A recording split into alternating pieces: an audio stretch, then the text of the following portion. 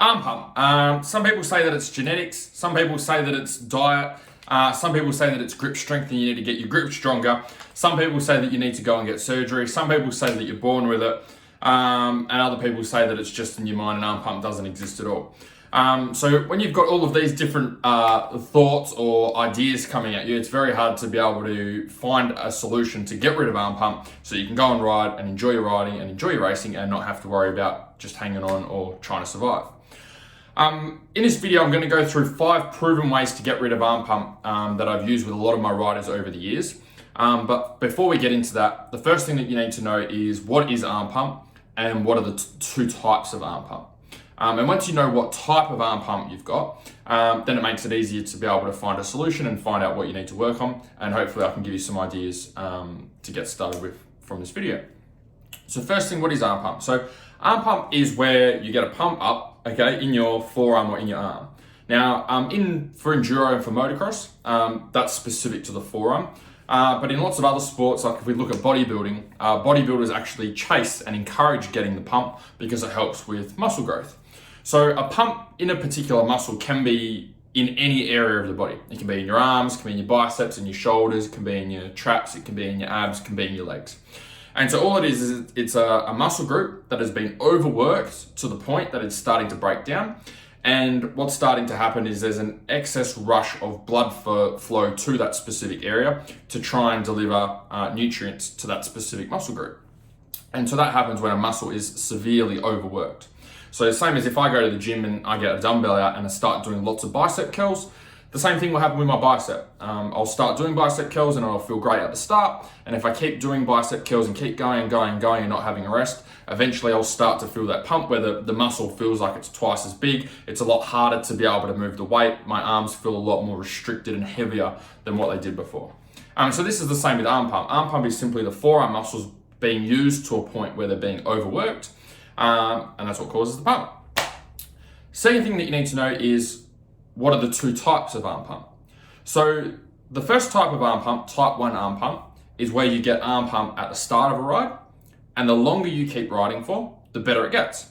So you might be riding, doing a motocross race and it's 15 minutes and you get arm pump in the first few laps, and then as you keep pushing through, the arm pump starts to disappear and drop back, and it gets better and better towards the end of the 15 minutes. Type 2 arm pump is the opposite. That's where you start off with no arm pump or very small amount of arm pump. And the longer you ride for, the more arm pump you get and the worse it gets, okay? The more your forearms start to feel locked up, the less grip strength you have, the harder it is to hold on, the longer you ride for. So first thing you need to know is which camp are you in and which type of arm pump are you getting. Type 1 arm pump, okay? If you're getting arm pump at the start of the ride and it gets better, what that means is you've got a warming up problem, okay? So the reason that you have a warming up problem is because your muscles aren't warm. And the reason that they're not warm is because likely what has happened is you just jump straight on the bike from sitting in the car or doing very little activity. So the same will happen with any other muscle group in the gym. So if you jump on the rowing machine or you go and do squats, for example, and you just stick 100 kilos on for the squat straight away, you do no warm up, no stretching, no nothing, and you just stick 100 kilos on and go for it, you're going to get a similar feeling. And the reason you're going to get a similar feeling is because the muscles aren't warm, they're not elastic and pliable. And so if they're not elastic, what that means, if they're not elastic, they're not able to contract and relax very well, so they don't have very much power and very much strength. And you'll get a similar feeling to what you get on the bike in other areas of your body. So when we go and ride, what usually happens is riders will go from, again, sitting in the car to out there riding straight away. And so what we want to do is have a rough warm up to be able to get our body warm and ready to go. So some simple things that you can do to help with that is you can just do some push-ups and squats, do 3 rounds of 10 push-ups, 10 squats, just to get some blood flow moving. And then once you've done that, you can just do some basic wrist stretches. If it's a practice day, what I recommend is when you get out there and ride, don't just go out there and go 100% from the start.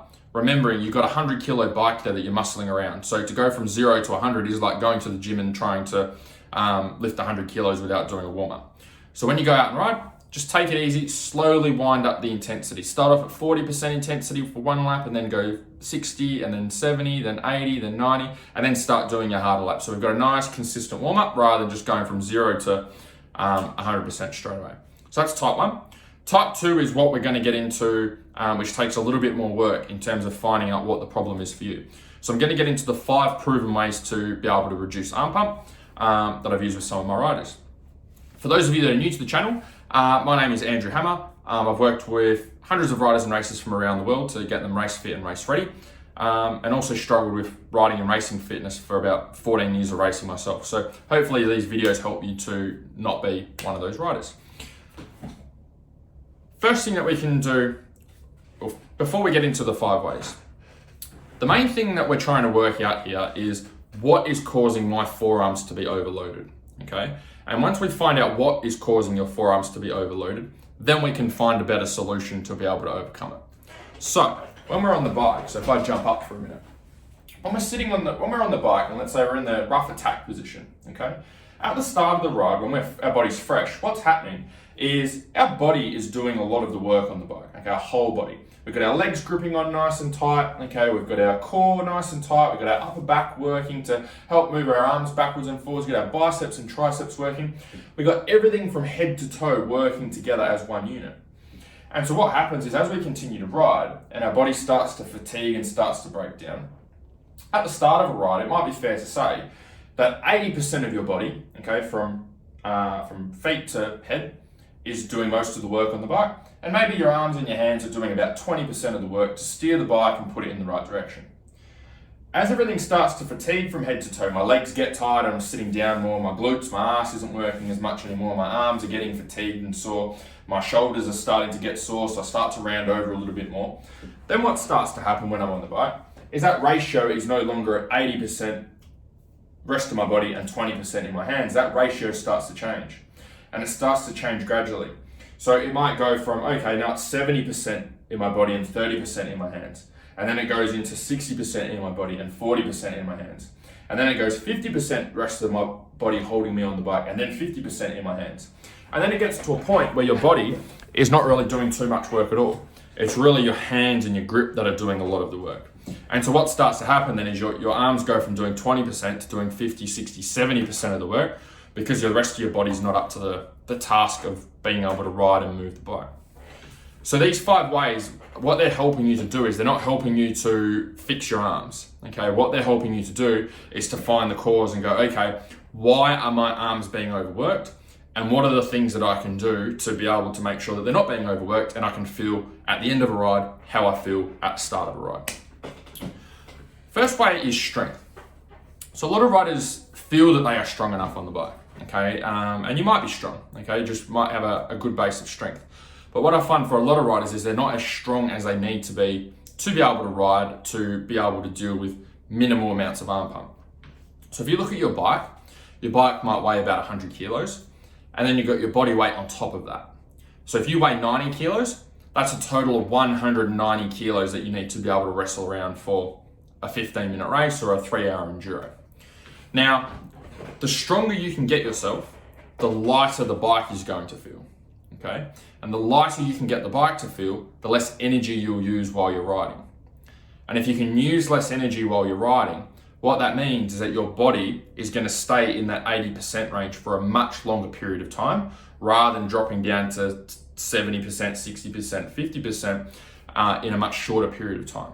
And so what that means is if you can get yourself stronger overall, you can ride harder for longer periods of time without having arm pump, okay, and struggling to hold onto the bike, but you can probably enjoy your riding more and be a bit faster as well. So some things that you can do to actually implement and get stronger is you want to make sure you're using the right strength movements. So you can use things like back squats, deadlifts, bent over rows, overhead pressing, bench press. And the reason we want to use those movements and not use machines or do isolation exercises like dumbbell curls is because these exercises get your whole body working together as one system from head to toe, exactly like you are on the bike. Okay, so we want to make sure that the strength work we're doing is correlating over to how our body is expected to perform when we're out riding. So there's some exercises that you can actually start with and implement. So have a goal, whatever your strength is at the moment, have a goal of increasing those numbers by 50% over the coming months. And if you can do that, again, you're gonna make the bike feel lighter and it's gonna be a lot easier for you to be able to ride. Second area is cardio. So cardio allows us to be able to hold a particular intensity on the bike for a period of time. Okay, allows us to ride hard. So some people can ride hard for a very short period of time, and some people can ride hard for a very long period of time. Those that have better cardio will be able to hold a higher intensity for a longer period of time. So if your cardio is not up to scratch, what will happen is you'll start off with your body doing 80% of the work and your arms doing 20% of the work. And as you continue to ride each lap, that will drop down very, very quickly. Now, everyone's fitness, no matter how fit or how strong you are, it's going to drop off at some point. But our goal is to make sure that it's not dropping off like this. Our goal is to make sure that it's dropping off like that. And so that way you may still get arm pump, but you're going to make sure that you're actually still able to ride the bike and be in control by the end of a race, rather than getting to a point where you feel like you need to pull off or you're really having to slow down. So how do you work on your cardio? How do you reduce that fatigue that you're experiencing so that you can have fitness that lasts like that? So there's two types of cardio you want to work on. First type of cardio is your long distance cardio, okay, your aerobic energy system. And this is both for motocross and for enduro. So the way that you want to work on this aerobic energy system is by just doing rides on the bike, longer rides on the bike. So if you're a motocross rider and you go on ride on the weekend or practice, and you do 20-minute motos on race day, go and practice doing some 20-minute motos at a consistent speed. If you're an enduro rider, go and practice doing 2-3 hour rides on the weekend and riding those at a consistent speed. So that's the longer distance cardio. You can also work that system by doing long mountain bike rides or doing long swims or doing long cycles or long runs. But what I've found is that if you can do the longer rides on the bike, you're just maximizing your bike time and bike skills as well as your aerobic system, rather than spending hours in the gym or hours out running or cycling. Second cardio system is the anaerobic energy system, which is your short, sharp cardio system. Okay, so when you're going out and riding isn't a consistent intensity for a period of time. It's made up of high intensity and lower intensity. So you might have, like for a motocross track, you might have big whoops, which take a lot of effort, and then a straight where you can sit down, which takes a smaller amount of effort. Enduro, similar. You might have a big log that you need to get over or a hill climb that takes a lot of physical effort. And then after that, you might have a fire trail for a little bit before you get to the next session, which takes a lot less effort. So what it is periods of high intensity followed by periods of lower intensity. So the way that we work on that is through interval training. So you can use a rowing machine, an exercise bike, you can go for runs, and you want to use intervals, short intervals, roughly maybe anywhere between say 30 seconds to a minute. And an example of that would be for a rowing machine, you could do a minute on, flat out, as hard as you can go, followed by a minute complete rest, nothing, and do that for 10 rounds. And what you'll notice is that you'll be able to get your heart rate a lot higher using those interval style workouts in comparison to just rowing for 10, 20 minutes or half an hour on the rowing machine. And that's really what we're trying to do, is get your heart rate up and replicate how your body's performing on the bike. The better you can do that during the week, and the more consistently you do that during the week with your training, then what you'll find is when you go and ride and race, you're going to have intensity of riding that lasts like this over the race, rather than intensity that lasts like that, which unfortunately happens for most riders. Third thing that you can do to reduce arm pump is look at your nutrition. So again, if we're not fueling you properly, you'll probably start the race off well, and then your performance will drop off very quickly. So your body will be doing 80% of the work at the start and 20% in your arms or in your hands, and that ratio is going to change very, very quickly. And so again, what we want to do is we're going to draw that out for as long as we possibly can, so that your arm pump doesn't get to the point where it's actually affecting your riding. So a couple of things that you can do for nutrition to help. 3 to 4 hours before you go and ride or race, make sure you get some complex carbs in. So things like sweet potatoes, brown rice, quinoa are a great start, but make sure they're about 3 or 4 hours away from when you start riding or racing, along with your normal food. Then roughly half an hour before you go and ride, get some simple carbs in. Could be a carb gel, could be a couple of pieces of fruit, could be half a bottle of Powerade, could be 200 to 300 mils of orange juice. Just something with simple sugars in it to help to be able to give you a little bit more energy for when you go and ride. And what you're going to find by working on those two carbs, both one 4 hours out and one about half an hour out, is that you're maximizing your carbohydrate stores, and your carb stores are what are fueling your riding and your racing. So anytime you start to really drop off in energy on the bike, or maybe you feel a little bit lightheaded or a little bit dizzy or can't focus as much as what you could before, maybe you feel a little bit lethargic, that's usually because your blood sugar has dropped, and that's from not having enough carbohydrates coming in or available for you to be able to ride at your best. So again, if we can stop your body fatiguing, we can keep your body doing 80% of the work for a longer period of time, which means you're going to enjoy your riding more. Fourth thing is mobility. This is the one that riders jump to quite quickly, but is not usually the problem. It's usually the first three. It's just that this number 4 one, mobility, is we can do it right now. I could do it in a space of a couple of minutes and get some sort of result. Whereas with the first 3, we can't do it right now. It takes a bit of work and a bit of time and a bit of effort to get the results from those. So the fourth one is mobility. So mobility is to do with tightness and restriction through your forearms or through certain muscle groups in your hands. And so the reason that this can be a problem is especially if you've had any type of arm injuries. So if you've had a broken arm, I had 3 broken arms, so I had this problem where you have one arm which is a lot tighter and a lot stiffer than the other arm. And so what you'll find is when you go and ride is you get arm pump a lot more on one side than the other. This is also common for those of you that have jobs that are more labor intensive, where you might be holding onto something for a period of time. So for example, you might be a ceiling fixer and you put plasterboard up on the ceiling and you've got a drill in your hand most of the day and you're holding that reasonable amount of weight. What will happen is your right arm, if you're right-handed, is going to be a lot tighter and a lot more restricted and probably a lot more developed as well than your left hand, because that's what you're using most of the day. So if that is the case for you, then what you want to do is you want to try and loosen up these muscle groups as much as you can. And so the way that you can do that, you can do your basic stretches, but you're going to find if you have had an injury, you're going to find that it's really tight and really restricted there. So the best way to overcome that is you can go and see a physio and get some dry needling, which will help to get a lot of the knots out of the muscles and make them more elastic and pliable again. Or the other thing you can do is go and get massage, or you can do self-massage if you can get like a mobility ball, or if you've got a kind enough partner, get some sort of lubricant to put on your forearm, and you can start to massage those particular areas. If you can do it yourself and make it work, then that's awesome. But as I said, that's usually the one that everyone will jump to, but that's not the one that's going to get you the best results. In general, if we're warming up a muscle or making it a little bit more elastic, it's going to be a little bit stronger and a little bit better. So when you go and ride, if you do that before you go and ride, you will notice an improvement. But the thing is, we're going to notice an improvement like this rather than an improvement like this. Okay, so the goal of implementing these things is to be able to go from riding with arm pump that's debilitating to being able to do a full ride and full race and not have arm pump hold you back. Not, oh, I did an extra half a lap because I did some stretches beforehand. Fifth thing is comfort. So comfort can come from a few different things. I'll name a few.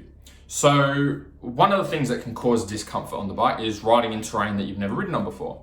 So some riders will find that they'll go and ride at, say, a sand track and they don't get any arm pump, and they'll go and ride on a hard pack track and they get really bad arm pump. Or a rider might be good on sand and hard pack and they get no arm pump, and then it's a mud race and then they get really bad arm pump.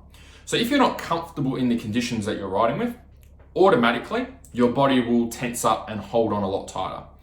When you're more comfortable on the bike, you'll start to relax a lot more. Okay, if you've ever done any jumping on a bike, so specifically like motocross, but if you've ever done any jumps at all, when you first start to jump and get the wheels off the floor, your body locks up and goes stiff while you're in the air, and you're not even intending to do it. It's just a safety mechanism that our body has. But as you keep doing jumps, then you become more relaxed. Then you start doing heel clickers, doing whips, doing bigger jumps, all of that sort of stuff. But that becomes as you become more comfortable because you're not holding on as tight. So anything that will disrupt your level of comfort on the bike is going to cause arm pump. So it could be the conditions that you're riding in. It could be your bike setup. Okay, if you've got a bike that's set up for a 100 kilo rider and you're 70 kilos, then you're probably going to get a lot of head shake. The bike's not going to handle very well. And that can cause discomfort on the bike. Likewise, it could be anything else. Maybe you're riding someone else's bike. Maybe you're used to riding a KTM and you're now riding a Yamaha. And the Yamaha feels a lot more uncomfortable to the KTM. So that causes arm pump. You're holding on a lot tighter. So anything you can do to improve your comfort on the bike is going to help to reduce arm pump. So if you're one of those riders that gets at specific tracks or specific sections of specific tracks, then find out what you can do to get more comfortable in those sections. Is it a bike setup problem? Is it you need to get on the bike problem because you haven't been on the bike for 6 months? Or is it skills? Do you need to work on your skills and getting more comfortable in those conditions just so you can relax a little bit more?